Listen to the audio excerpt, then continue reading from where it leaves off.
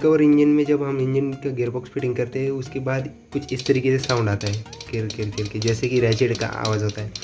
तो ये साउंड को आपको घबराना नहीं है, ये साउंड दरअसल इस वाले गियर का होता है। तो ये जो गियर होता है, जब हमारा इंजन ऐसे कुछ इस तरीके से पलटा हुआ होता है तो इस वजह से वो गियर जो होता है ऊपर के चेम्बर में घिसने लगता है। तो अगर हम इस वाले चेम्बर को सीधा करते हैं इस इंजन को, तो ये वाला साउंड जो है आपका बंद हो जाएगा। तो इसके वजह से आपको पूरा इंजन खोलना नहीं पड़ता।